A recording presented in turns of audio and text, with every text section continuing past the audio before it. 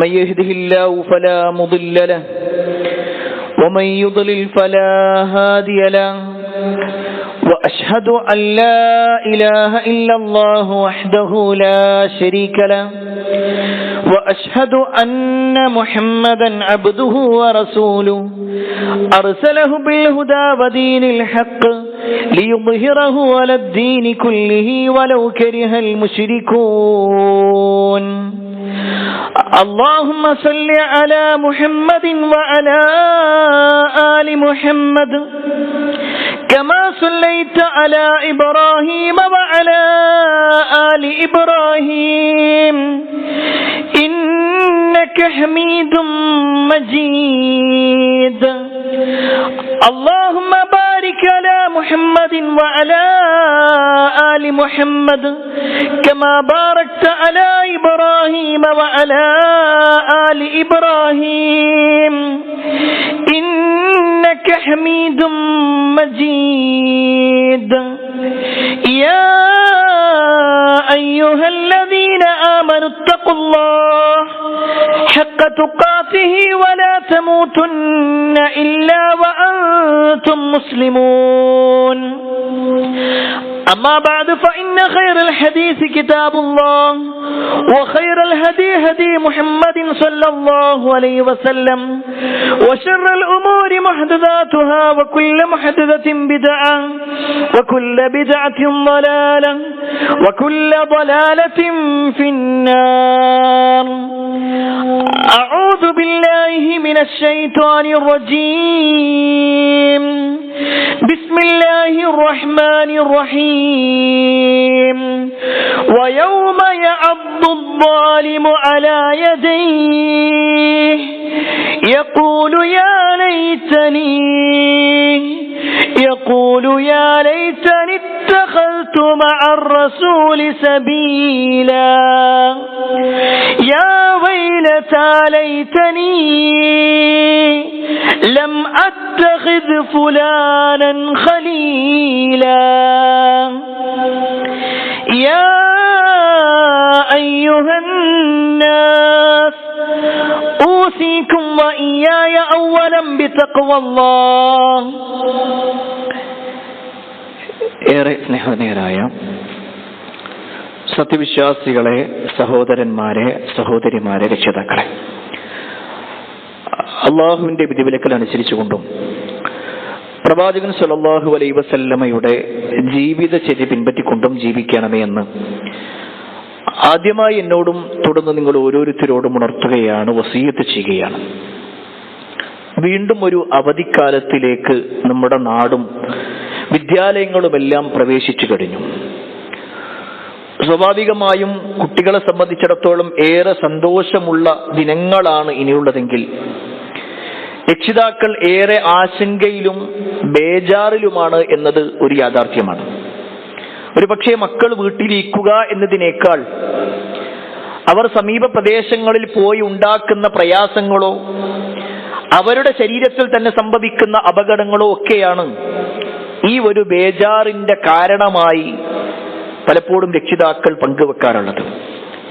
എന്നാൽ പ്രിയപ്പെട്ടവരെ, ഏതൊരു കാര്യത്തിലും ഒരു വിശ്വാസിയെ സംബന്ധിച്ചിടത്തോളം ചില നിയമങ്ങളും നിർദ്ദേശങ്ങളുമുണ്ടല്ലോ. ഒരു അവധിക്കാലം വരുന്ന സമയത്ത് നമ്മുടെ മക്കളുടെ കാര്യത്തിൽ എന്തെല്ലാം കാര്യങ്ങൾ നമ്മൾ ശ്രദ്ധിക്കേണ്ടതുണ്ട്. ഒരു രക്ഷിതാവെന്ന നിലക്ക് രക്ഷിതാക്കൾ മനസ്സിലാക്കേണ്ട കാര്യങ്ങളുണ്ട്. അതുപോലെ തന്നെ ഒരു വിദ്യാർത്ഥി എന്ന നിലക്ക് തന്റെ അവധിക്കാലം എങ്ങനെയായിരിക്കണം, ഈ രണ്ടു ഭാഗവും ഉൾപ്പെടുത്തിക്കൊണ്ടാണ് ഈ ഒരു ഖുതുബ നമ്മൾ സംസാരിക്കാൻ ഉദ്ദേശിക്കുന്നത്. പ്രത്യേകിച്ച് പല ആളുകളും വളരെ ബേജാറോടുകൂടി പല രക്ഷിതാക്കളും മക്കളുടെ കാര്യം പറയുമ്പോൾ നമ്മൾ ആദ്യം മനസ്സിലാക്കേണ്ട വിഷയം, നമ്മുടെ മക്കളെ നമ്മുടെ കയ്യിലേക്ക് സ്വസ്ഥമായി സമാധാനപൂർവമായി നമുക്ക് വളർത്താൻ കിട്ടുന്ന ഒരു സമയമാണ് ഈ അവധിക്കാലം എന്നുള്ളത്. ഒരു പക്ഷേ ഈ അവധിക്ക് തൊട്ട് മുമ്പുള്ള അവസ്ഥകൾ നമ്മൾ ശ്രദ്ധിച്ചിട്ടുണ്ടാകും. കുട്ടികൾക്ക് നല്ല ഭക്ഷണം പോലും കൊടുക്കാൻ കഴിയാതെ രാവിലെ നേരത്തെ വീട്ടിൽ നിന്നും പുറപ്പെടുന്ന കുട്ടികളുണ്ട്. 7 മണിയാകുമ്പോഴേക്കൊക്കെ വീട്ടിൽ നിന്ന് ഇറങ്ങി സ്കൂളുകളിലേക്കോ അല്ലെങ്കിൽ ട്യൂഷൻ സെന്ററുകളിലേക്ക് പോയി പിന്നെ വൈകുന്നേരവും ചിലപ്പോൾ ട്യൂഷൻ കഴിഞ്ഞിട്ടൊക്കെ രാത്രി ഏറെ തളർന്ന് വീട്ടിൽ വന്ന് കിടക്കുന്ന ഒരവസ്ഥയാണ് പലപ്പോഴും മക്കളിൽ കാണാറുള്ളത്. അഥവാ 24 മണിക്കൂറിൽ ഉറങ്ങാനുള്ള കുറച്ച് സമയം മക്കളെ കിട്ടുന്നു എന്നതല്ലാതെ അവരോടൊന്നിച്ചിരിക്കാനോ അവർക്ക് കൃത്യമായ മാർഗനിർദ്ദേശങ്ങൾ കൊടുക്കാനോ പലപ്പോഴും രക്ഷിതാക്കൾക്ക് സാധിക്കാറില്ല. അതേപോലെ തന്നെ മക്കളെ സംബന്ധിച്ചിടത്തോളവും അങ്ങനെ തന്നെ.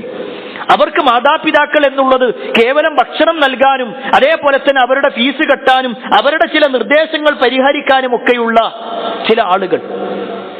ഈ ഒരു നിലക്കാണ് മക്കള് ഈ ദിവസങ്ങൾ വരെ രക്ഷിതാക്കളെ കണ്ടതെങ്കിൽ പ്രിയപ്പെട്ടവരെ, ഇനിയുള്ള ദിവസം എങ്ങനെയായിരിക്കണം നമ്മൾ?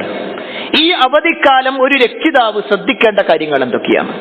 ഒരു വിദ്യാർത്ഥി ശ്രദ്ധിക്കേണ്ട കാര്യങ്ങൾ എന്തൊക്കെയാണ്? അതുമായി ബന്ധപ്പെട്ടുകൊണ്ടുള്ള 10 കാര്യങ്ങളെ കുറിച്ച് ഓർമ്മപ്പെടുത്താനാണ് ഉദ്ദേശിക്കുന്നത്.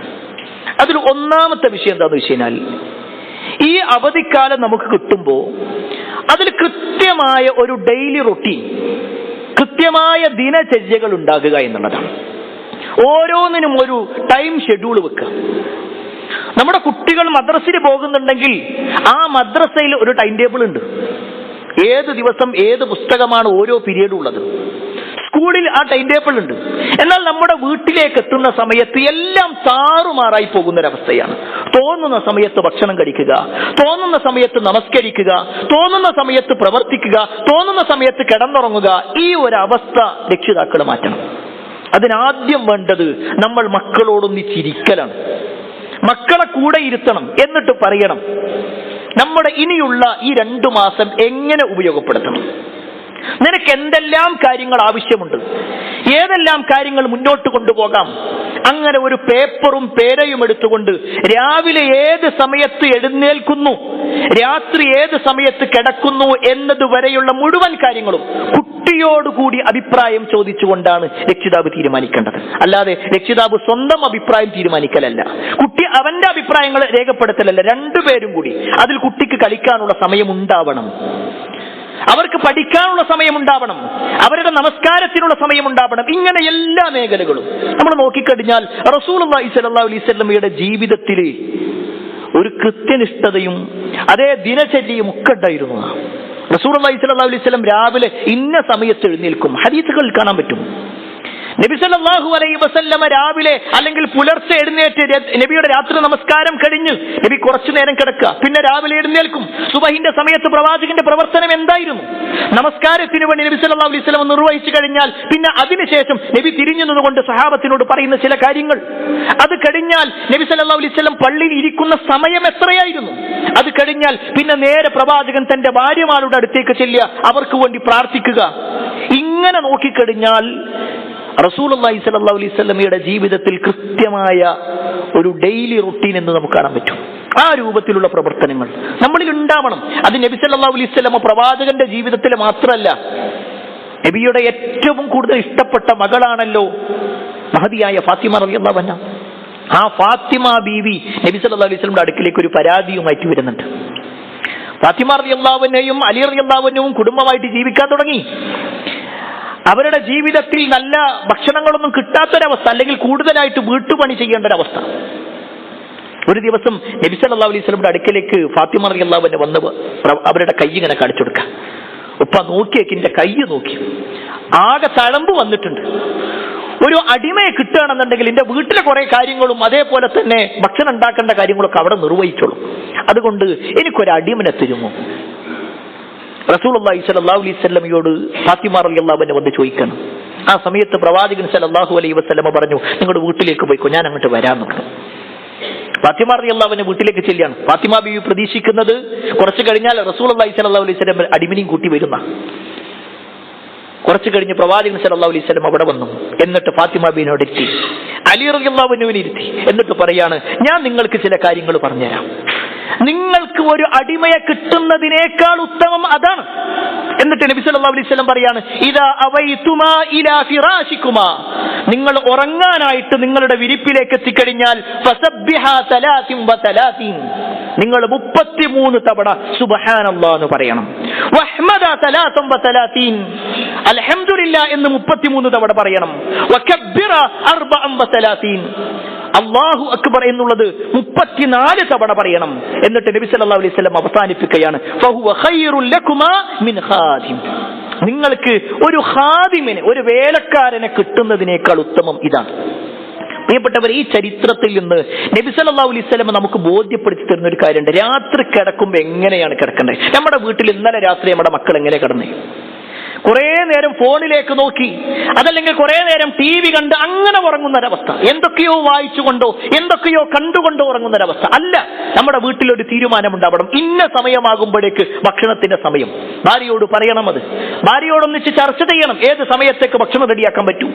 അത് കഴിഞ്ഞാൽ പിന്നെ എന്താണ്, ഇങ്ങനെ ഒരു കൃത്യമായ നിർദ്ദേശങ്ങൾ, കൃത്യമായ ഒരു നിലപാടുകൾ ഒരു രക്ഷിതാവും കുട്ടിയും തമ്മിൽ ഉണ്ടാകുക എന്നുള്ളതാണ് ഒന്നാമത്തെ വിഷയം. ഇനി രണ്ടാമത്തെ കാര്യം എന്താണെന്ന് വെച്ചാൽ, എല്ലാ രക്ഷിതാക്കൾക്കുള്ള ബേജാറാണ് സ്ക്രീൻ ടൈമുമായി ബന്ധപ്പെട്ടുകൊണ്ടുള്ള പ്രശ്നം. കുട്ടിയുടെ മൊബൈൽ ഉപയോഗം അല്ലെങ്കിൽ ആ കുട്ടി TV ഉപയോഗിക്കുന്നതുമായി ബന്ധപ്പെട്ടുകൊണ്ടൊക്കെ വലിയ ടെൻഷൻ പല രക്ഷിതാക്കൾക്കുണ്ട്. എങ്കിൽ പ്രിയപ്പെട്ടവരെ, എന്താണ് അതിന്റെ പരിഹാരം? നമ്മുടെ മക്കളോട് പറയാണ് ഫോൺ എടുക്കാൻ പാടില്ല. ശരി, പിന്നെന്തെടുക്കണം? ആ ഫോണ് മാറ്റി വെക്കുന്ന സമയത്ത്, ആ ഫോൺ കയ്യിൽ നിന്ന് വാങ്ങിക്കൊടുക്കുമ്പോ, ആ റിമോട്ട് അതിൽ നിന്ന് മാറ്റി നിർത്തുമ്പോ എന്താണ് അവർക്ക് പകരം കൊടുക്കാനുള്ളത്? അവർ വെറുതെ സോഫയിൽ ഇരിക്കാനാണോ നമ്മൾ പറയേണ്ടത്? എങ്കിൽ അതിനുള്ള പരിഹാരം കൂടി നമ്മൾ പറഞ്ഞു കൊടുക്കണം. അവിടെയാണ് ദീനിയായ പുസ്തകങ്ങൾ കൊടുക്കണം. അതുപോലെ തന്നെ നല്ല നല്ല ദീനിയായ കാര്യങ്ങൾ കേൾക്കാനുള്ള സൗകര്യങ്ങൾ ഏർപ്പെടുത്തി കൊടുക്കണം. ആ കുട്ടിയെ സംബന്ധിച്ചിടത്തോളം അവന്റെ സമയക്രമത്തിൽ പഠനത്തിന് സമയം മാറ്റിവെക്കണം. നേരത്തെ സൂചിപ്പിച്ചതുപോലെ തന്നെ അവന്റെ സ്ക്രീൻ ടൈമിനും നമ്മൾ സമയം വെച്ചു കൊടുക്കണം. അത് നമ്മൾ തീരുമാനിക്കാം. കുട്ടിയോട് പറയാം, നിനക്ക് ഏത് സമയത്താണ് ഫോൺ ഉപയോഗിക്കേണ്ടത്? ആ ഒരു 10 മിനിറ്റ് അല്ലെങ്കിൽ 20 മിനിറ്റ്, അതിനപ്പുറത്തേക്ക് ധാരാളമായി കൊണ്ട് സ്ക്രീൻ ടൈം ഉപയോഗിക്കുമ്പോൾ സ്വാഭാവികമായിട്ടും ആ കുട്ടിയെ അത് ബാധിക്കും. പ്രിയപ്പെട്ടവരെ, നമ്മുടെ മക്കൾ നമ്മുടെ കൂടെ ജീവിക്കുന്നുണ്ടെങ്കിലും ഇന്നവർ വേറെ ഏതോ ഒരു ലോകത്താണ്. ഞാനത് വെറുതെ പറയുന്നതല്ല. സോഷ്യൽ മീഡിയകൾ ഉപയോഗിക്കുമ്പോൾ നമുക്കത് മനസ്സിലാക്കാൻ പറ്റും. കൃത്യമായി അവർ അവരുടെ ശരീരം കൊണ്ട് നമ്മുടെ കൂടെ ജീവിക്കുകയും അവരുടെ മനസ്സുകൊണ്ടും ചിന്തകൾ കൊണ്ടും വേറെ ഏതോ ഒരു നാട്ടിലേക്ക്. അതിന്റെ ഏറ്റവും വലിയ തെളിവാണ് ഈ തൊട്ടടുത്ത സംസ്ഥാനമായ തമിഴ്നാട്ടിൽ വെച്ചുകൊണ്ട് 2 പെൺകുട്ടികൾ എയർപോർട്ടിലേക്ക് വരികയാണ്. അവർക്ക് കൊറിയയിലേക്ക് പോകണമെന്ന് പറഞ്ഞിട്ട്. അറിഞ്ഞിട്ടുണ്ടാകും നമ്മൾ ആ വാർത്തകൾ. കൊറിയയിലേക്ക് പോകണം. അവർക്ക് പാസ്പോർട്ട് ഇല്ല, വിസ ഇല്ല, ഒന്നുമില്ല. അവർക്കാകെയുള്ളത് അവർ ഇൻസ്റ്റാഗ്രാമിൽ കണ്ട കൊറിയൻ പോപ്പ് ഗായകന്മാരെ പോലുള്ള ചില ആളുകളുടെ ചിന്തകളും അവരുടെ ചില പാട്ടുകളും മാത്രമാണ്. അതിനപ്പുറത്തേക്കൊന്നുമില്ല. അതിലേക്ക് പോകാനുള്ള വിവരം എന്താ എന്ന് പോലും അറിയാതെയാണ് ഇത്തരത്തിലുള്ള കാര്യങ്ങളിലേക്ക് വരുന്നത്. അവിടെ പ്രിയപ്പെട്ടവരെ, നമ്മുടെ മക്കളുടെ സ്ക്രീൻ ടൈമിന്റെ വിഷയത്തിൽ അവരെന്ത് കാണുന്നു നമ്മൾ പരിശോധിക്കണം. അതവരെ സംശയമുള്ളത് കൊണ്ടല്ല, അവർ തെറ്റിലേക്ക് പോകാതിരിക്കാൻ. അവർക്കിപ്പോൾ നന്മയും തിന്മയും തിരിച്ചറിയാൻ കഴിയാത്ത ഒരു പ്രായമാണ്. അവർ കാണുന്ന നന്മ എന്നുള്ളത് ഒരു പക്ഷേ വലിയ തിന്മയിലേക്ക് എത്താനായിരിക്കും. അവർ കാണുന്ന തിന്മ ഒരു പക്ഷേ ഏറ്റവും വലിയ നന്മയായിരിക്കും അവർ നഷ്ടപ്പെടുത്തുന്നത്. അതുകൊണ്ട് ആ മക്കളുടെ കാര്യത്തിൽ ഒരു ശ്രദ്ധ നമുക്കുണ്ടാവണം. നിങ്ങൾക്കറിയുമോ, ചെറിയ പ്രായത്തിൽ തന്നെ ദീനുമായി ബന്ധപ്പെട്ടുകൊണ്ട് ജീവിച്ച ഒരു മകനെ കുറിച്ച് മഹാനായ ഇമാം നബവി റഹ്മത്തുള്ളാഹി അലൈഹി, നമ്മൾ കേട്ടിട്ടുണ്ടാകും ആ പേര്. ഷാഫിഈ മദ്ഹബിലെ 2ാം ഷാഫി എന്ന പേരിൽ അറിയപ്പെടുന്ന ആളാണ് ഇമാം നബവി. വെറും 45 കൊല്ലം മാത്രമാണ് ഇമാം നബവി ലോകത്തുണ്ടായത്. വെറും 45 കൊല്ലം. എന്നാൽ അദ്ദേഹത്തിന്റെ ജീവിതം എങ്ങനെയായിരുന്നു എന്നറിയോ? ഒരു ദിവസം തന്നെ 12ഓളം ക്ലാസുകൾ അദ്ദേഹം പങ്കെടുക്കും.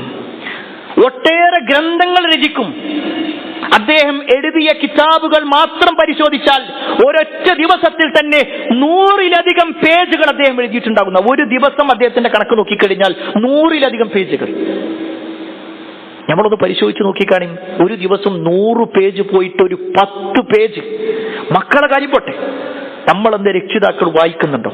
നമ്മുടെ വായന എവിടെ പോയി? ലോക മുസ്ലിമീങ്ങൾക്ക് ഏറ്റവും വലിയ ഉപകാരമുള്ള ഒരു ഗ്രന്ഥം ഇമാം നബവി രചിച്ചിട്ടുണ്ട്, റിയാദുസ് സാലിഹീൻ എന്നതിന്റെ പേരിൽ. ആയത്തുകളും ഹദീസുകളും ആ വിഷയത്തിലെ പണ്ഡിത വചനങ്ങളെല്ലാം കൃത്യമായി കൊണ്ട് ഇങ്ങനെ നോക്കാൻ പറ്റുന്ന രൂപത്തിൽ, ഏതൊരു സാധാരണക്കാർക്കും വായിക്കാൻ പറ്റുന്ന രൂപത്തിലുള്ള ഒരു ഗ്രന്ഥം. അതുപോലെ തന്നെ അർബഊന നബവിയ എന്ന് പറയുന്നിട്ട് 40 ഹദീസുകൾ, തെരഞ്ഞെടുത്ത 40 ഹദീസുകൾ ലോക പണ്ഡിതന്മാർക്ക് വലിയ ചർച്ചയാക്കപ്പെട്ട ഒരുപാട് ഗ്രന്ഥങ്ങൾ രചിക്കാൻ കാരണമായ ഒരു പുസ്തകം. ഇതൊക്കെ ഇമാം നബവി റഹ്മത്തുള്ളാഹി എഴുതിയത് അദ്ദേഹത്തിന്റെ 45 വയസ്സിനിടയിലാണ്. എത്രയോ ഗ്രന്ഥങ്ങൾ. അതിൽ അഖീദയുണ്ട്, ഫിഖ്ഹുണ്ട്, ഉസൂലുകളുണ്ട്, ഇങ്ങനത്തെ പല കാര്യങ്ങളും. ഈ ഇമാം നബവി ഇത്ര ഇത്ര വലിയ പണ്ഡിതനാകാനുള്ള കാരണത്തെക്കുറിച്ച് അദ്ദേഹത്തിന്റെ ചെറുപ്പകാലം വായിക്കുമ്പോൾ നമുക്ക് മനസ്സിലാക്കാൻ പറ്റും.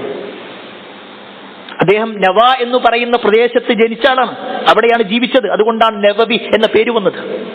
ആ നവ എന്ന് പറയുന്ന സ്ഥലത്തുകൂടി പോയ ഷെയ്ഖ് യാസീൻ ബിൻ യൂസുഫ് അൽ മറാക്കശി റഹ്മത്തുള്ളാഹി അലൈഹി എന്ന് പറയുന്ന ഒരു പണ്ഡിതൻ, അദ്ദേഹം തന്റെ ജീവിതത്തിൽ ഉണ്ടായ ഒരു സംഭവം പറയുന്നുണ്ട്. ഷെയ്ഖ് യൂസുഫ് അദ്ദേഹം പറയാണ്, നവ എന്ന് പറയുന്ന പ്രദേശത്തോടുകൂടി ഞാൻ ഇങ്ങനെ പോകുമ്പോൾ കുറെ കുട്ടികൾ ഇങ്ങനെ കളിച്ചുകൊണ്ടിരിക്കുന്നുണ്ട്. ഒരു കുട്ടിയാകട്ടെ അവിടെ കരഞ്ഞുകൊണ്ട് നിൽക്കുന്നു. ഞാൻ വിചാരിച്ചു ആ കുട്ടിയെ കളിക്കാൻ കൂട്ടാത്തത് കൊണ്ടായിരിക്കുമെന്ന്. പക്ഷേ ആ കുട്ടിയെ നിർബന്ധിച്ച് മറ്റു കുട്ടികൾ കളിക്കാൻ വേണ്ടി വിളിക്കുമ്പോ ഈ കുട്ടി കളിക്കാൻ വരുന്നില്ല എന്ന് പറഞ്ഞുകൊണ്ട് മാറി നിൽക്കണം. ഞാൻ ആ കുട്ടിയെ ഒന്നുകൂടി പരിശോധിച്ചു, ഒന്നുകൂടി നോക്കി. ആ കുട്ടി മാറി നിന്നുകൊണ്ട് ഇങ്ങനെ ഖുർആൻ ഓതിക്കൊണ്ടിരിക്കണം. ആ കുട്ടിയെ ഖുർആൻ പഠിപ്പിക്കുന്ന ആൾ ആരാണെന്ന് ഞാൻ അന്വേഷിച്ചു. അങ്ങനെ ഞാൻ ആ ഉസ്താദിന്റെ അടുക്കലേക്ക് ചെന്നിട്ട് പറയാണ്, ഞാൻ ഇങ്ങനെ ഒരു കുട്ടിനെ കണ്ടു.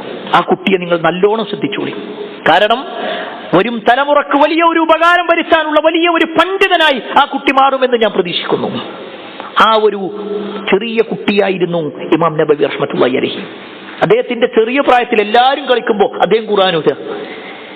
എല്ലാവരും മറ്റുള്ള പ്രവർത്തനങ്ങളിലേക്ക് ഏർപ്പെടുമ്പോൾ ദീന് പഠിക്കാനുള്ള ഒരു ശ്രദ്ധയായിരുന്നു ഇമാം നബവിക്കുണ്ടായിരുന്നത്. അതുകൊണ്ട് പ്രിയപ്പെട്ടവരെ, നമ്മെ സംബന്ധിച്ചിടത്തോളം നമ്മുടെ മക്കളെ അവരുടെ സ്ക്രീൻ ടൈമിന്റെ വിഷയത്തിൽ ഒരു ശ്രദ്ധ, പൂർണ്ണമായ ഒരു ശ്രദ്ധ നമുക്ക് കൊടുക്കേണ്ടതുണ്ട്. ചില രക്ഷിതാക്കളെങ്കിലും സമാധാനം കിട്ടാൻ വേണ്ടിയിട്ട്, അത് അമ്മമാര് പറയാം, ഒരു സ്വസ്ഥത കിട്ടട്ടെ, കുറച്ചേരം അടങ്ങിയിരിക്കുമല്ലോ എന്ന് പറഞ്ഞിട്ട് ഫോൺ കൊടുക്കാം. ചെയ്യരുത്. അത് നമ്മൾ കൊടുക്കുക എന്ന് പറഞ്ഞാൽ ഒരു കുട്ടി ഏറ്റവും കൂടുതൽ വലിയ ലഹരി ഉപയോഗിക്കുന്നതിന് തുല്യമാണ്. വല്ലാതെ വയലന്റ് ആകുന്ന കഞ്ചാവ് ഉപയോഗിക്കുന്ന ആളുകൾക്ക് കഞ്ചാവ് കിട്ടിയാൽ അടങ്ങി നിൽക്കുന്നത് പോലെ കുട്ടികൾ വല്ലാതെ വയലന്റ് ആകുന്ന സമയത്ത് അവർക്ക് കൊടുക്കുന്ന ഒരു ലഹരിയാണ് ശരിക്ക് ഈ സ്ക്രീൻ എന്നുള്ളതും മൊബൈൽ എന്നുള്ളതും. അതുകൊണ്ട് ശ്രദ്ധിക്കണം. ഒരു സമയം കൃത്യമായി നിശ്ചയിക്കണം. ഇന്ന ടൈം മുതൽ ഇന്ന സമയം വരെ, അതിനപ്പുറത്തേക്ക് ഒരു മിനിറ്റ് കൂട്ടാൻ പാടില്ല. അത് ആ കുട്ടിയോട് വെറുപ്പുള്ളത് കൊണ്ടല്ല, ആ കുട്ടി കാണുന്നതും കേൾക്കുന്നതും ഒക്കെ ഒരു പക്ഷേ നന്മയേത് തിന്മയേതെന്ന് തിരിച്ചറിയാൻ പറ്റാത്തൊരവസ്ഥയിലായിരിക്കും.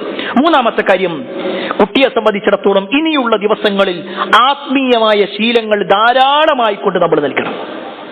ഇത് പ്രിയപ്പെട്ടവരെ വളരെ ഗൗരവത്തിൽ നമ്മൾ മനസ്സിലാക്കേണ്ട ഒരു വിഷയം. കാരണം കഴിഞ്ഞ ആഴ്ചകൾ വരെ നമുക്ക് പറയാനുണ്ടായിരുന്നത് എന്താ? കുട്ടിക്കൊരു ഒഴിവില്ല.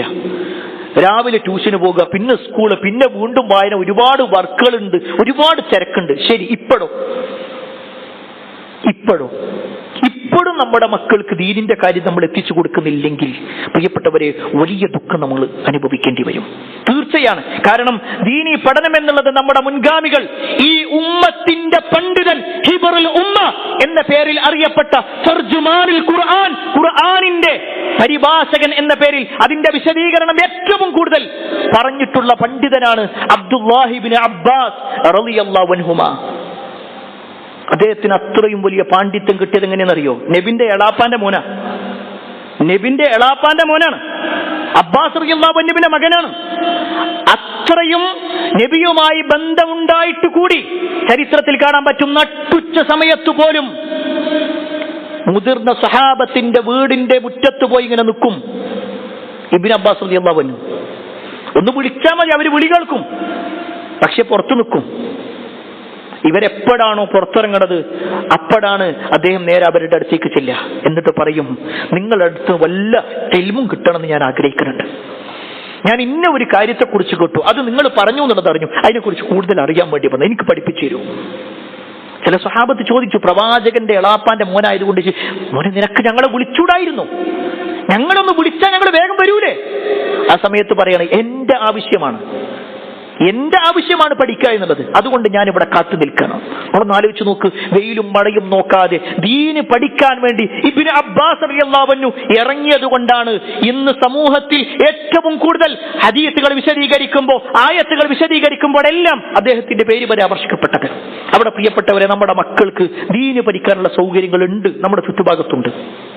നമ്മുടെ കൂട്ടായ്മയുടെ കീഴിൽ ഒരുപാട് സംഭവങ്ങളുണ്ട്.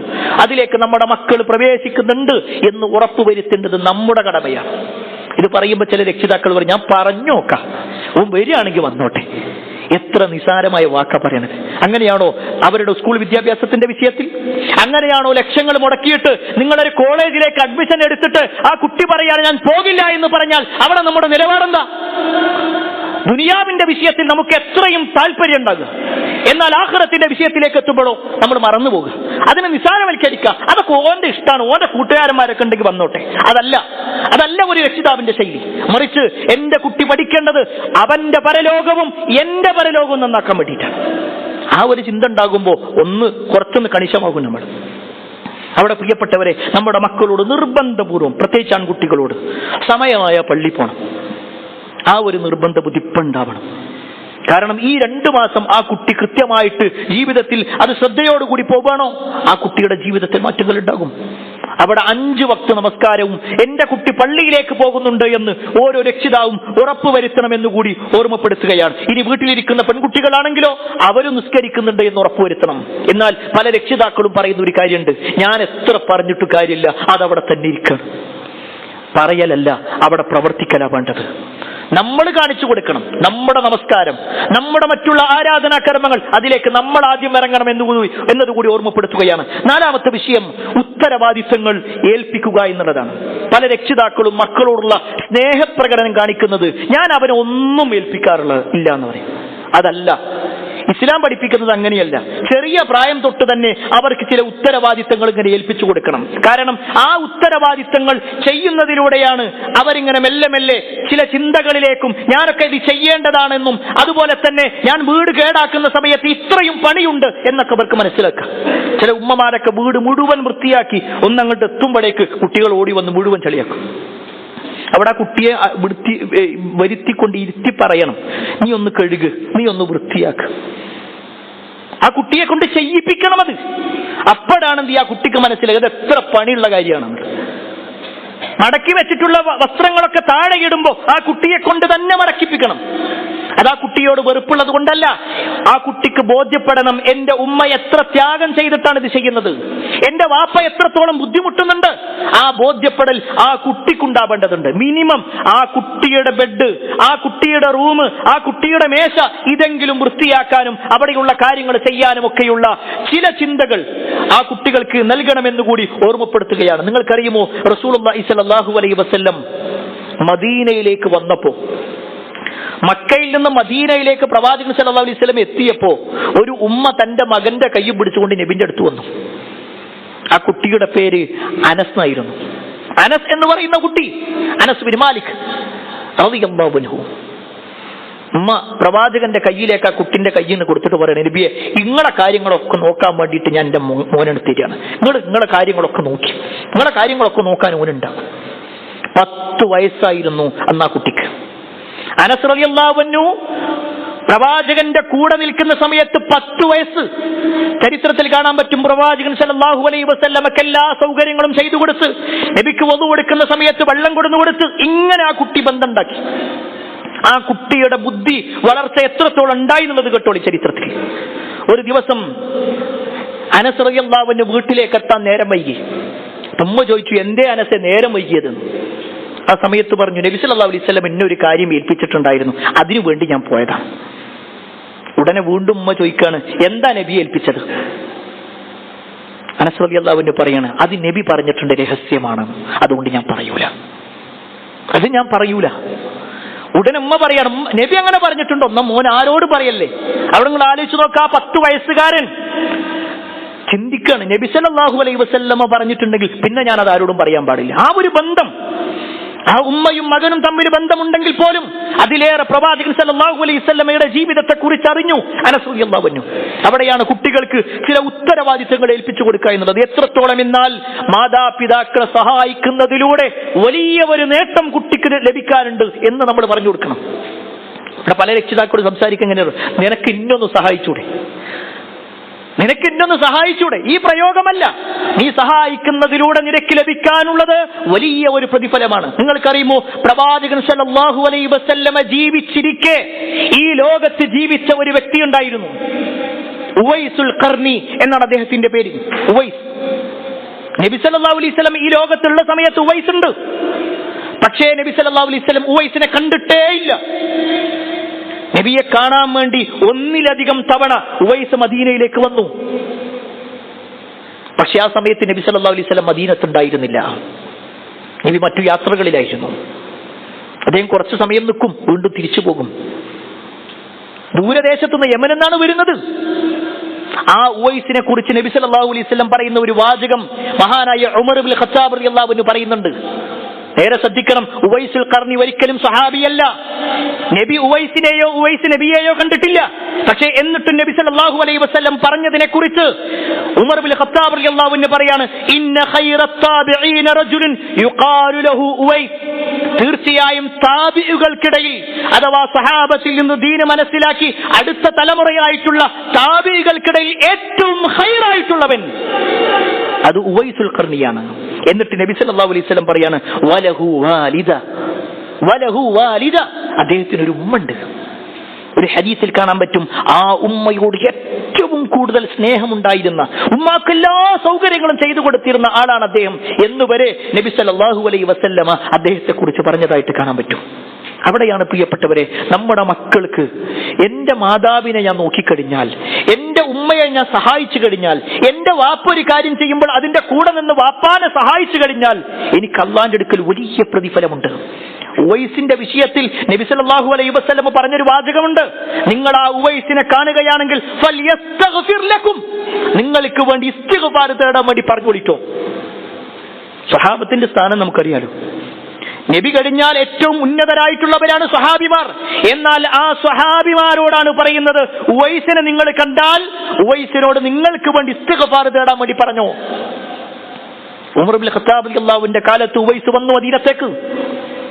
ഉമർ റളിയല്ലാഹു അൻഹു ഉവൈസിനെ കണ്ടു. ഒരുപാട് വലിയ സംസാരങ്ങൾ നടക്കുന്നുണ്ട്. എന്നിട്ട് ഉമർ റളിയല്ലാഹു അൻഹു പറയുന്നുണ്ട്, നിങ്ങളെ കണ്ട നബി പറഞ്ഞ ഒരു കാര്യമാണ്, നിങ്ങൾ ഞങ്ങൾക്ക് വേണ്ടി പ്രാർത്ഥിക്കണം എന്നുള്ളത്, ഇസ്തിഗ്ഫാർ തേടണം എന്നുള്ളത്. ഉവൈസ് അവിടെ വെച്ചുകൊണ്ട് ഇസ്തിഗ്ഫാർ തേടി. എത്ര വലിയ സ്ഥാന കിട്ടിയത്! എന്താ കാര്യം എന്നറിയോ? ഉമ്മാനെ സഹായിച്ചു. പ്രിയപ്പെട്ട മക്കൾ ശ്രദ്ധിച്ചോളി, ഉമ്മയെ സഹായിക്കുമ്പോ, വാപ്പയെ സഹായിക്കുമ്പോ വലിയ ഒരു പ്രതിഫലം അതിലൂടെ ലഭിക്കാനുണ്ട് എന്ന് നമ്മൾ മനസ്സിലാക്കുക. അതുപോലെ തന്നെ അഞ്ചാമത്തെ വിഷയം, മക്കളുടെ ഈ ഒഴിവ് സമയം പുതിയ സ്കില്ലുകൾ ഉപയോഗിക്കാൻ, പുതിയ കഴിവുകൾ ഉപയോഗിക്കാൻ വേണ്ടി ശ്രദ്ധിക്കണം. പല രക്ഷിതാക്കളും ഇതൊന്നും ശ്രദ്ധിക്കൂല. ഞാൻ നേരത്തെ പറഞ്ഞതുപോലെ ഇങ്ങനെ തലയിൽ കൈവച്ചുകൊണ്ടിരിക്കുകയാണ്. എന്താ ചെയ്യാ? കുട്ടികൾക്ക് കഴിവുള്ള ഒരുപാട് മേഖലകളുണ്ട്. അവർക്ക് താല്പര്യമുള്ള മേഖലകൾ ഒരു പക്ഷേ കായികമായി കൊണ്ടായിരിക്കാം, നീന്തൽ പോലുള്ളതായിരിക്കാം, ഫുട്ബോൾ പോലുള്ളതായിരിക്കാം. എന്ത് തന്നെയാണെങ്കിലും അവർക്ക് പുതിയ എന്തെങ്കിലും ഒരു കാര്യം ഈ ഒരു 2 മാസം കൊണ്ട് എന്തെങ്കിലും ഒന്ന് പുതുതായിട്ട് പഠിക്കണം. എന്നാൽ ഞാൻ നേരത്തെ സൂചിപ്പിച്ചതുപോലെ അതിനുവേണ്ടി ഇറങ്ങിയിട്ട് നമ്മുടെ പരലോകം നഷ്ടപ്പെടുത്തുന്ന അവസ്ഥ ഉണ്ടാകാൻ പാടില്ല. കുട്ടിയുടെ ദീനീ പഠനം മുടക്കിക്കൊണ്ടാകാൻ പാടില്ല. ആ വിഷയത്തിൽ നമ്മൾ പ്രത്യേകം ശ്രദ്ധിക്കേണ്ട ഒരു കാര്യമുണ്ട്. പ്രവാചകൻ സല്ലല്ലാഹു അലൈഹി വസല്ലം മദീനയിലേക്ക് വന്ന സമയത്ത് മദീനയിൽ വലിയ ഒരു വിഭാഗം ജൂതന്മാരായിരുന്നു. അവരുടെ ഭാഷ പലപ്പോഴും സഹാബത്തിന് അറിയൂല. ആ സമയത്ത് നബി സല്ലല്ലാഹു അലൈഹി വസല്ലം സെയ്ദ് ഇബ്നു സാബിത്ത് റളിയല്ലാഹു അൻഹുവിനെ വിളിച്ചുകൊണ്ട് പറയാണ്, അവരുടെ ഭാഷയായ സുറിയാനി അല്ലെങ്കിൽ ഹീബ്രു ഭാഷ നിങ്ങൾ പഠിക്കണം. 15 ദിവസം കൊണ്ട് സെയ്ദ് ഇബ്നു സാബിത്ത് റളിയല്ലാഹു അൻഹു പഠിച്ചു. 15 ദിവസം കൊണ്ട്. എന്നിട്ട് അവരുടെ ഗ്രന്ഥങ്ങൾ ഇങ്ങനെ നബി സല്ലല്ലാഹു അലൈഹി വസല്ലമക്ക് ഇങ്ങനെ പറഞ്ഞു കൊടുത്തു. റസൂലുള്ളാഹി സ്വല്ലല്ലാഹു അലൈഹി വസല്ലം പ്രോത്സാഹിപ്പിച്ചതാണ്. നമ്മുടെ മക്കളെ പ്രോത്സാഹിപ്പിക്കണം.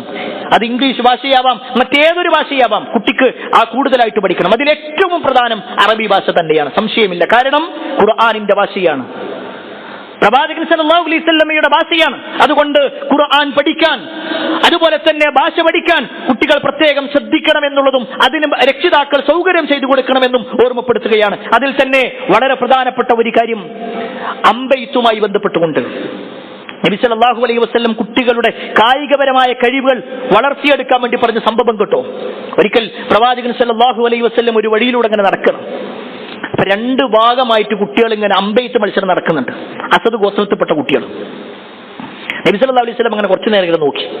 എന്നിട്ട് അതിൽ ഒരു ടീമിന്റെ അടുത്ത് വന്നിട്ട് പറഞ്ഞു, ഞാനും ഉണ്ട് നിങ്ങളുടെ കൂടെ കളിക്കാൻ ഞാനുണ്ട്, ഞാൻ നിങ്ങളുടെ ടീമിലാണ്. ഉടനെ മറ്റേ ടീം പറഞ്ഞു, ഞങ്ങളില്ല. നബി സല്ലല്ലാഹു അലൈഹി വസല്ലം അവരുടെ ടീം, നിങ്ങൾക്കെതിരെ ഞങ്ങൾ നിൽക്കാതില്ല. അപ്പൊ നബി സല്ലല്ലാഹു അലൈഹി വസല്ലം പറഞ്ഞു, എന്നാൽ 2 ടീമിന്റെയും ആളാണ് ഞാൻ. റസൂലുള്ളാഹി സ്വല്ലല്ലാഹു അലൈഹി വസല്ലം അവിടെ പ്രോത്സാഹിപ്പിക്കുകയാണ്. കുട്ടികളുടെ കളിയെ പ്രോത്സാഹിപ്പിക്കുക, അവരുടെ ആയുധപരമായ കഴിവുകളെ പ്രോത്സാഹിപ്പിക്കുക, അവരുടെ ശാരീരികമായ കഴിവുകളെ പ്രോത്സാഹിപ്പിക്കുക. ഇതൊക്കെ നമുക്ക് കാണാൻ പറ്റും. അതുകൊണ്ട് തന്നെയാണ് മഹാനായ ഉമർ ഇബ്നുൽ ഖത്താബ് റളിയല്ലാഹു അൻഹു പറഞ്ഞ ഒരു വാചകം അദ്ദേഹത്തിന്റെ ഒരു ഉപദേശം കാണുവാൻ സാധിക്കും. അല്ലിമു ഔലാദക്കും, നിങ്ങളുടെ മക്കളെ നിങ്ങൾ പഠിപ്പിക്കണം. അസ്സിബാഹ, നീന്തൽ പഠിപ്പിക്കണം. വരിമായ, അമ്പെയ്ത്ത് പഠിപ്പിക്കണം. വർകൂബുൽ ഖൈർ, നല്ല ഉഷാറായിക്കൊണ്ട് കുതിര സവാരി നടത്താൻ അവരെ നിങ്ങൾ പഠിപ്പിക്കണം. അന്നത്തെ കാലഘട്ടത്തിൽ അതാണെങ്കിൽ ഇന്ന് കുട്ടികൾക്ക് സൗകര്യങ്ങൾ എന്താണോ ആ സൗകര്യങ്ങൾ ഉപയോഗപ്പെടുത്തിക്കൊണ്ട് കുട്ടികൾക്കുള്ള സൗകര്യങ്ങൾ ഏർപ്പെടുത്തണമെന്ന് കൂടി രക്ഷിതാക്കൾ ശ്രദ്ധിക്കേണ്ട കാര്യമാണ്. 6ാമത്തെ വിഷയം കുടുംബ ബന്ധം ചേർക്കുക എന്നുള്ളതാണ്. ഒരുപക്ഷെ പലപ്പോഴും നമ്മൾ കല്യാണങ്ങളിലേക്ക് മാത്രമാണ് മക്കളെ പറഞ്ഞയക്കാനുള്ളതെങ്കിൽ അതിനപ്പുറത്തേക്ക് വെക്കേഷൻ സമയം നമ്മുടെ കുടുംബങ്ങളിലേക്ക് കൂടി നമ്മളൊരു യാത്ര പോകണം. അവരെ ചേർത്ത് നിർത്തണം. നമ്മുടെ കുടുംബത്തിൽ പല ആളുകളെയും ഇപ്പോഴും നമ്മുടെ മക്കൾക്ക് അറിയൂല. നിങ്ങളൊന്ന് സ്വയം പരിശോധിച്ച് നോക്കി കാര്യം. നമ്മുടെ വാപ്പ അവരെ നമ്മുടെ മക്കൾക്കറിയാം, ഉമ്മാനെ അറിയാം. പക്ഷെ വാപ്പാന്റെ സഹോദരങ്ങൾ എത്ര ആളുകൾ അറിയാം? അവരുടെ മക്കളെ എത്ര ആളുകൾ അറിയാം? അമ്മായിനെ എത്ര ആളുകൾക്കറിയാം? നമ്മുടെ മക്കൾക്ക് ഇപ്പോഴും അത് കുടുംബത്തിൽ എവിടെയോ ഉള്ളവരാൾ, അതിനപ്പുറത്തേക്ക് ഒന്നും അറിയില്ല. എങ്കിൽ പ്രിയപ്പെട്ടവരെ, ആ കുടുംബ ബന്ധത്തിലേക്ക് നമ്മുടെ മക്കളെ ചേർത്ത് കൊണ്ടുപോകണം, അവരെയും കൊണ്ടുപോകണം. അതിലേറ്റവും വലിയ ബന്ധം എന്ന് പറഞ്ഞാൽ നമ്മുടെ മാതാപിതാക്കളോട് തന്നെയാണ്. അതിൽ സംശയമല്ല. മാതാപിതാക്കളോടുള്ള ബന്ധം പ്രിയപ്പെട്ട മക്കളോടാണ് പറയാനുള്ളത്. നമ്മളിപ്പോൾ അങ്ങനെ ഈ വെക്കേഷൻ സമയത്ത് ഇങ്ങനെ വല്ലാത്ത സംസാരങ്ങൾ ഉണ്ടാകും. പ്രത്യേകിച്ച് ടീനേജത്തിലുള്ള ആ പ്രായത്തിലുള്ള കുട്ടികളൊക്കെ ഉമ്മയോടും വാപ്പയോടൊക്കെ തർക്കിച്ചുകൊണ്ട് വീട്ടിൽ നിന്ന് ഇറങ്ങിപ്പോവുകയാണ്. എന്നാൽ നിങ്ങൾക്കറിയോ, ഇസ്ലാമിക ചരിത്രത്തിൽ ഏറ്റവും കൂടുതൽ ഹദീസ് റിപ്പോർട്ട് ചെയ്തിട്ടുള്ള അബൂ ഹുറൈറ റളിയല്ലാഹു അൻഹു, ഒരു കാലഘട്ടത്തിൽ അദ്ദേഹത്തിന്റെ ഉമ്മ മുശ്രിക്കത്തായിരുന്നു. അദ്ദേഹം ധാരാളമായിട്ട് പ്രാർത്ഥിച്ചു. പിന്നീട് ആ ഉമ്മ ഇസ്ലാം സ്വീകരിച്ചു. എന്നിട്ട് പിന്നീട് അബൂ ഹുറൈറ റളിയല്ലാഹു അൻഹുവിന്റെ ജീവിതം കെട്ടോടി. നമ്മളൊക്കെ അങ്ങനെ ചോദിക്കാറുണ്ട്. നമ്മൾ വീട്ടിൽ നിന്ന് ഇങ്ങനെ ഇറങ്ങിപ്പോകുമ്പോ ഉമ്മ ഒന്ന് പറഞ്ഞിട്ട് പോയിക്കൂടെ എന്ന് ചോദിക്കും. ഉമ്മ നമ്മളോട് പറയുമ്പോ എന്തപ്പോ ഞാൻ അത്ര വലുതായില്ലേ, ഞാനൊക്കെ ഇത് പറയേണ്ട ആവശ്യമുണ്ടോ എന്നൊക്കെയാണെങ്കിൽ പ്രിയപ്പെട്ടവരെ കേട്ടോളിയും. മഹാനായ അബൂ ഹുറൈറ റളിയല്ലാഹു അൻഹു വീട്ടിൽ നിന്ന് ഇറങ്ങുമ്പോ ഉമ്മാന്റെ റൂമിന്റെ ഭാഗത്തേക്ക് ചെല്ലും. എന്നിട്ട് പറയും, അസ്സലാമു അലൈക യാ ഉമ്മത്താ വറഹ്മത്തുള്ളാഹി വബറകാതുഹു. എന്റെ പ്രിയപ്പെട്ട ഉമ്മ, അള്ളാഹുവിന്റെ സമാധാനവും രക്ഷയും ബറക്കത്തും ഒക്കെ നിങ്ങൾക്ക് ഉണ്ടാവട്ടെ. ആ സമയത്ത് ഉമ്മ സലാം അടക്കണം. വഅലൈക സലാം യാ ബുനയ്യ വറഹ്മത്തുള്ളാഹി വബറകാതുഹു. ഉമ്മ സലാം അടക്കും. അതിനുശേഷം വീണ്ടും അബൂ ഹുറൈറ റളിയല്ലാഹു അൻഹുവിന്റെ വാചകമാണ്, റഹിമകില്ലാ റഹിമകില്ലാ കമാ റബ്ബൈതനി സഗീറ. റഹിമകില്ലാ, അള്ളാഹുവിന്റെ കാരുണ്യം ഉമ്മ നിങ്ങളുടെ മേലുണ്ടാവട്ടെ. കാരണം നിങ്ങൾ എന്നെ ചെറുപ്പത്തിൽ പോറ്റി വളർത്തിയതല്ലേ. എന്നെ ചെറുപ്പത്തിൽ പോറ്റി വളർത്തിയതുപോലെ നിങ്ങൾക്ക് അള്ളാഹുവിന്റെ കാരുണ്യം ഉണ്ടാവട്ടെ. ആ സമയത്ത് ഉമ്മ മകനോട് പറയാൻ, റഹിമകല്ലാഹ് കമാ ബറർതനി കബീറ. ഇപ്പതാ ഈ പ്രായമുള്ള സമയത്ത് എനിക്ക് പുണ്യം ചെയ്യുന്ന മോനെ, നിനക്ക് അള്ളാഹുവിന്റെ റഹ്മത്ത് ഉണ്ടാവട്ടെ. എന്നിട്ടാണ് ഈ വാക്കുകളൊക്കെ കഴിഞ്ഞിട്ടാണ് അബൂ ഹുറൈറ റളിയല്ലാഹു അൻഹു പറയും, ഉമ്മ എനിക്ക് ഇങ്ങനൊരു കാര്യമുണ്ട്, ഞാനൊന്ന് അങ്ങാടിയിലേക്ക് പോട്ടെ. ആരാണത്? ചെറിയ കുട്ടിയല്ല.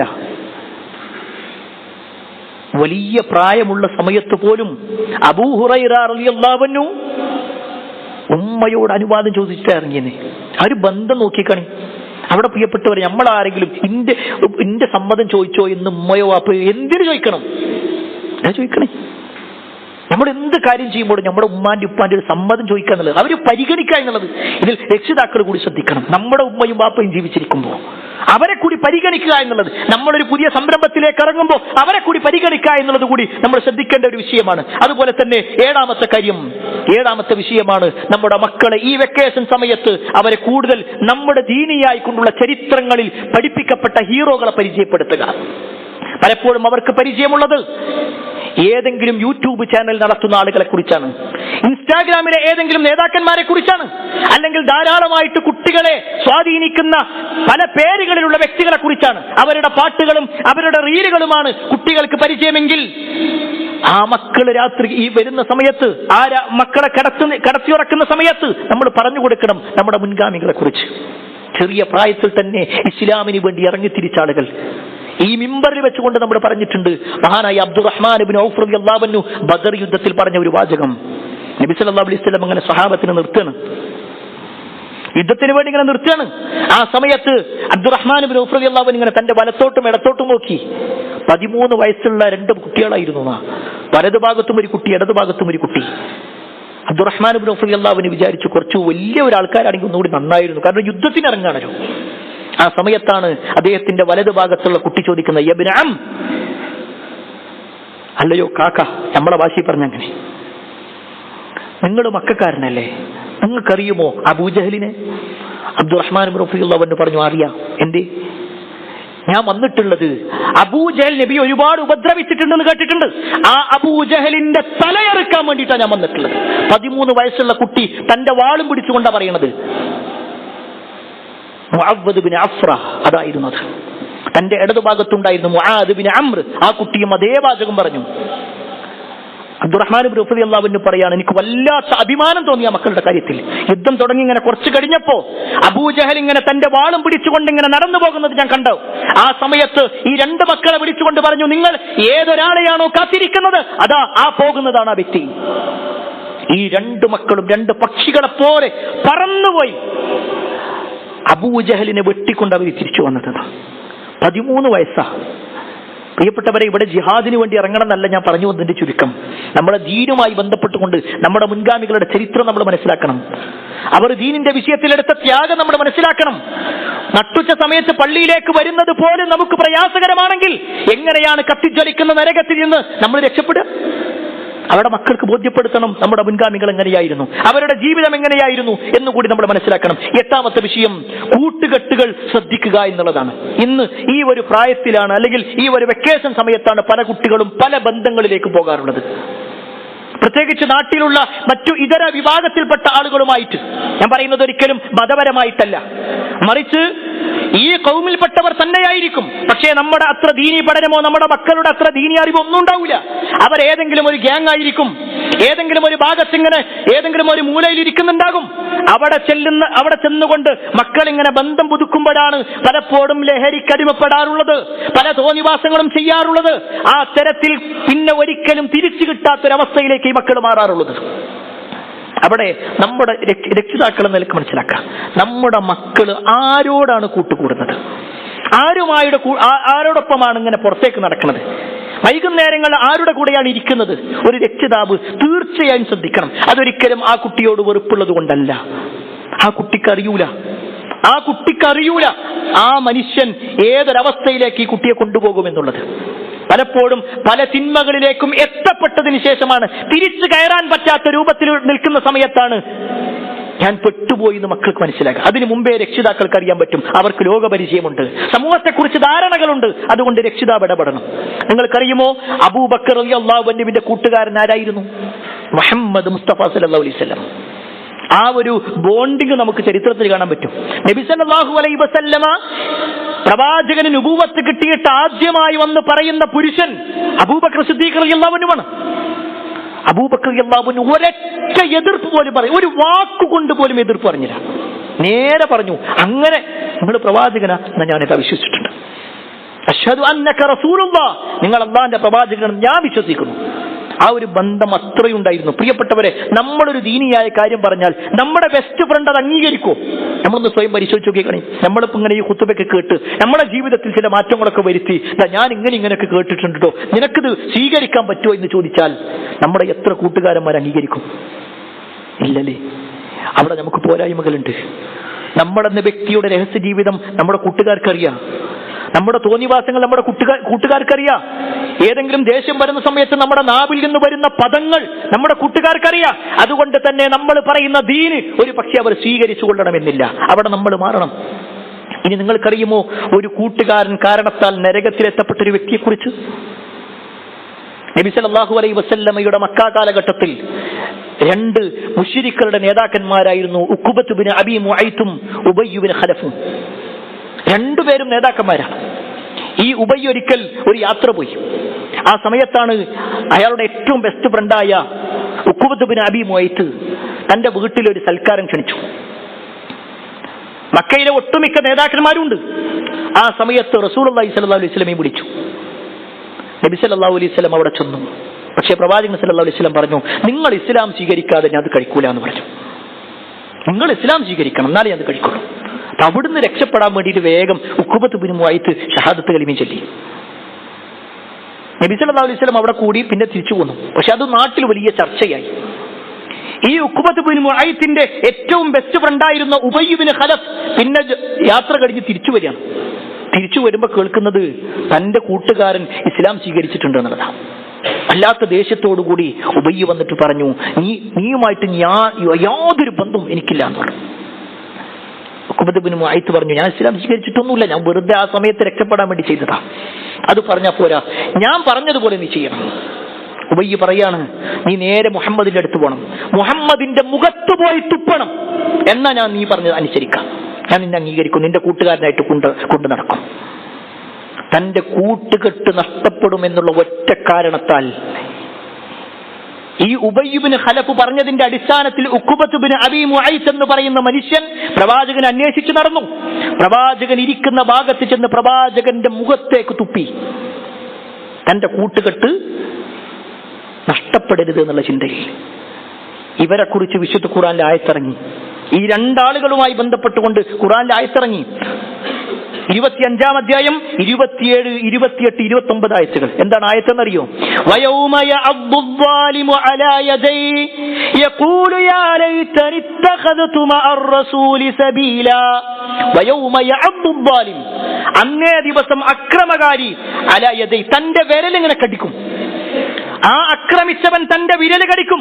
എന്നിട്ട് യഖൂൽ, അവൻ പറയും, യാ ലൈതനി ഇത്തഖൽതു മഅർ റസൂലി സബീലാ, ആ പ്രവാചകന്റെ കൂടെ ഞാനൊരു വഴി സ്വീകരിച്ചിരുന്നെങ്കിൽ എത്ര നന്നായിരുന്നേനെ എന്നവൻ പറയും. എന്നിട്ട് അവൻ വീണ്ടും വിളിച്ചു പറയും, യാ വൈലതാ ലൈതനി, എന്റെ നാശമേ, എന്റെ കഷ്ടമേ, ലൻ അത്തഖിദു ഫുലാനൻ ഖലീലാ, ഞാനിതാ ഈ ഒരു സുഹൃത്തിനെ സ്വീകരിച്ചിട്ടില്ലായിരുന്നെങ്കിൽ എത്ര നന്നായിരുന്നേനെ. ഉബയ്യ് ഇബ്നു ഖലഫിനെ കുറിച്ച്, അല്ലെങ്കിൽ ഉബയ്യിനെ സ്വീകരിച്ചതിനെ കുറിച്ച് ഉഖബത്ത് ഇബ്നു അബീ മുഅയ്ത്തിന്റെ വാക്കാണ് ഈ പറയുന്നത്. നാളെ പരലോകത്ത് അയാൾ പറയും, അത്രയും നിന്ദ്യമായ ശിക്ഷ ഉണ്ടാവും അയാൾക്ക്. അവിടെ പ്രിയപ്പെട്ടവരെ നമ്മൾ മനസ്സിലാക്കണം, നമ്മുടെ കൂട്ടുകെട്ട്, നമ്മുടെ മക്കളുടെ കൂട്ടുകെട്ട് ഈ വിഷയത്തിൽ ശ്രദ്ധയുണ്ടാവണം. കാരണം നമ്മളെ തിന്മയിലേക്ക് കൊണ്ടുപോകാൻ നമ്മുടെ കൂട്ടുകാരെ കൊണ്ട് കഴിയും. ദീനിൽ നിന്ന് പൂർണ്ണമായി അകറ്റി നിർത്താൻ ഈ കൂട്ടുകാരെ കൊണ്ട് കഴിയും. അതുകൊണ്ട് തന്നെ ആരെ സ്വീകരിക്കുന്നു എന്നുള്ളത് നല്ലോണം ശ്രദ്ധിക്കണം. കാരണം നബി സല്ലല്ലാഹു അലൈഹി വസല്ലം പറഞ്ഞു, അൽ മർഉ അലാ ദീനി ഖലീലിഹി ഫൽയൻദുർ അഹദുകും മൻ യുഖാലിൽ. ഒരാൾ തന്റെ കൂട്ടുകാരനെ സ്വീകരിക്കുമ്പോൾ ശ്രദ്ധിക്കണം, അവന്റെ കൂട്ടുകാരന്റെ മതത്തിലായിരിക്കും എന്ന് വരെ നബി സല്ലല്ലാഹു അലൈഹി വസല്ലം പറഞ്ഞിട്ടുണ്ടെങ്കിൽ അതിന്റെ ഗൗരവം നമ്മൾ ഉൾക്കൊള്ളുക. അല്ലാഹു സുബ്ഹാനഹു വ തആല അത്തരത്തിൽ നന്മകൾ ചെയ്യുന്ന ആളുകളിൽ നമ്മെ ഏവരെയും ഉൾപ്പെടുത്തുമാറാവട്ടെ.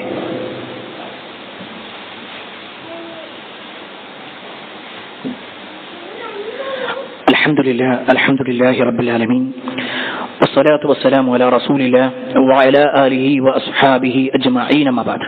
പ്രിയപ്പെട്ട സഹോദരങ്ങളെ, സഹോദരിമാരെ, ഈ അവധിക്കാലത്ത് നമ്മുടെ മക്കളുമായി ബന്ധപ്പെട്ടുകൊണ്ട് ഒരു രക്ഷിതാവും വിദ്യാർത്ഥികളും ശ്രദ്ധിക്കേണ്ടതായ കാര്യങ്ങളെക്കുറിച്ചാണ് ഓർമ്മപ്പെടുത്തിയത്. അതിൽ 8 കാര്യങ്ങളെക്കുറിച്ച് നമ്മൾ പറഞ്ഞു.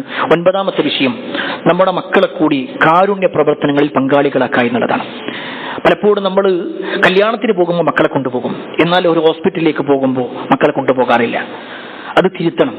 കാരണം അവിടെ പോയി ആ മക്കൾ കാണണം, അവിടുത്തെ അവസ്ഥകൾ കാണണം. കഴിയുമെങ്കിൽ ഏതെങ്കിലും വൃദ്ധസദനങ്ങൾ ഉണ്ടെങ്കിൽ, അവിടെ പ്രയാസം അനുഭവിക്കുന്നവരുണ്ടെങ്കിൽ അവരെ പോയി കാണണം.